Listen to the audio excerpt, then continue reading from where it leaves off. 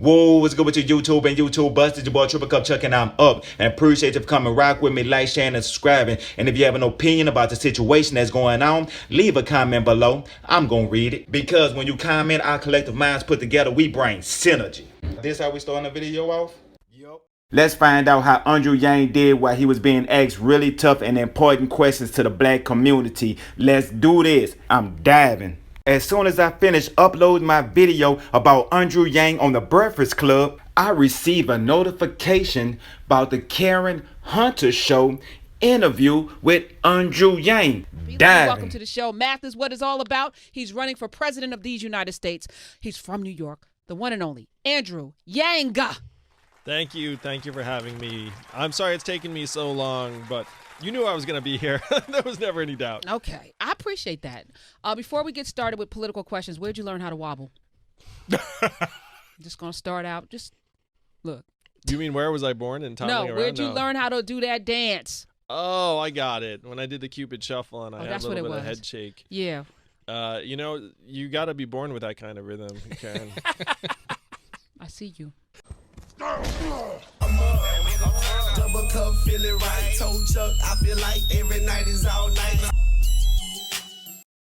One of the biggest questions is, can we really get UBI? I actually have that concern for myself. It's one of those deep embedded things of when you're seeing politicians talk about what they're going to do for the community and how they're going to do it for the community and how it's going to directly affect the community. A lot of times we get filled up with hot air. And that's the angle where Andrew Yang is capitalizing it, because he's the only candidate I've seen so far that knows how to resonate with the normal, everyday American people.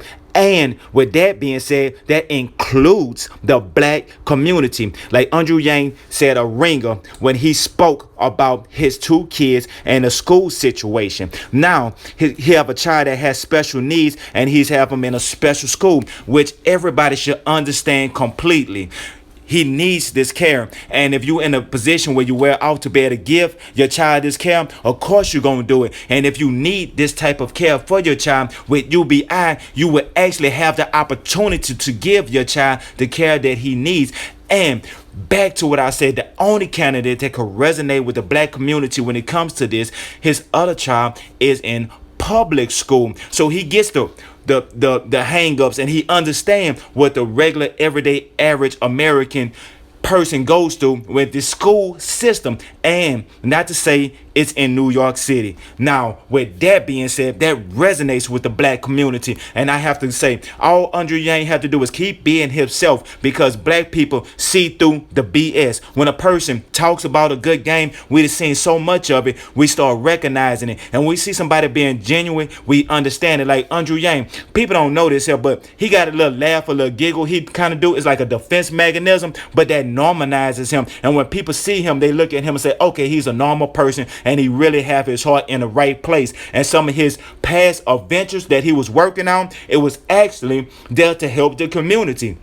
Specifically, it's not there for the black community, but it's a stepping stone to get the boot off of everybody back. It's a stepping stone to go into the right direction to help all of the American citizens, where at the end of the day, everybody of anybody, nationality, color, religion, race, of anything, one of the key factors of human civilization is humanity first. So that being said, we about to go diving in this video, and I clip this little one part for all my tech nerds, because if you're a part of the Yang game, appreciate you for rocking with me. But the people that's not a part of the Yang game, that you've been rocking with me with comic books and video games and, you know what I'm saying, CPUs and GPUs and stuff like that, that they speak about the 21st century president have to be aware of technology. They spoke about net neutrality, and Andrew Yang broke down about all the other candidates. So if you're a fan of any other candidate, if you're a gamer, if you're a tech person, keep this in mind. Watch this video, and it actually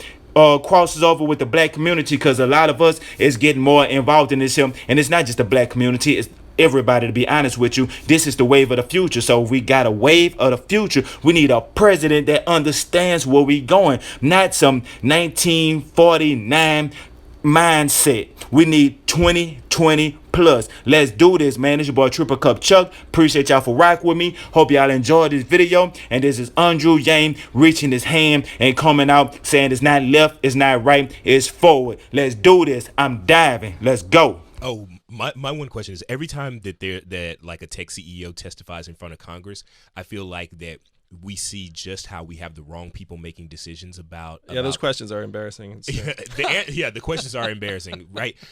So talk to me about how we get our leaders more informed about the real issues that are facing us, like the underpinning of things like AI, the underpinnings of things like technology. Well, the government is decades behind on technology, and that's not just our imagination. We actually got rid of the Office of Technology Assessment in 1995, 24 years ago, which is the worst timing possible. So number one, bring back the OTA. Number two, I would suggest having a president who understands technology and the real problems of the 21st century would be a game changer. And I could bring in a lot of the folks from Silicon Valley who are concerned about these problems and want to try and help solve them. We cannot afford a government that is 25, 30 years behind anymore because the rate of change is just too fast. And if we wait for DC to get its act together, it's going to be way too late. So, we can laugh about the fact that our legislators clearly don't know how Facebook works and the rest of it, but it's actually a fundamental set of problems that's just going to get more and more serious over time. Like, they didn't seem like they really understood net neutrality at all during all of those congressional hearings. They did not understand it at all. You know the worst thing, Drew? That wasn't a surprise visit. They had weeks to prepare. Yeah. And they had policy aides who were sitting there being like, this is the smart question. Can I end with that? So I'll help you end with a softball. What's been the best thing about being on the road, and what's been the toughest thing about being on the road?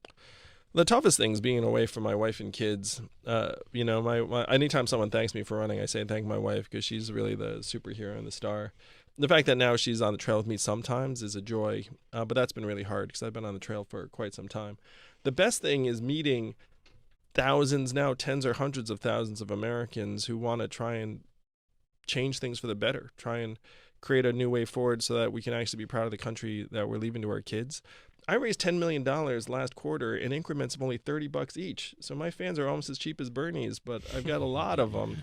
And meeting those fans and supporters around the country has been an unbelievable experience. Have you changed your mind about something that you came into this absolutely knowing and now you've rethought it?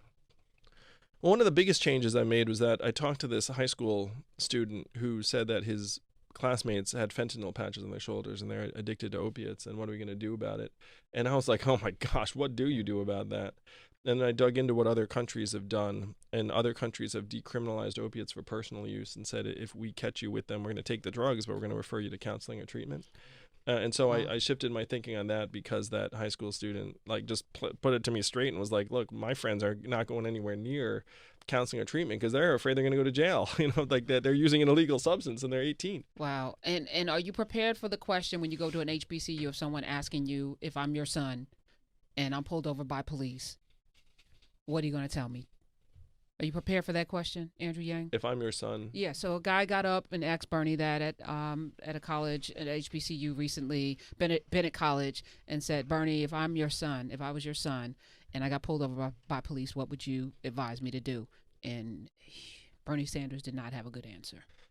It's such a rough reality that we know Black people in particular face in terms of police brutality and violence. If it were my son, I would say, look, son, you have to give them absolutely no reason to do something. Just survive so you can come home and tell me about it. Do nothing that is going to seem the least bit cause for alarm, and even if they mistreat you, even if they are clearly unjust or out to get you, just take it, and just come home so I can see you again. Okay. All right. I'm going to help you out. Right.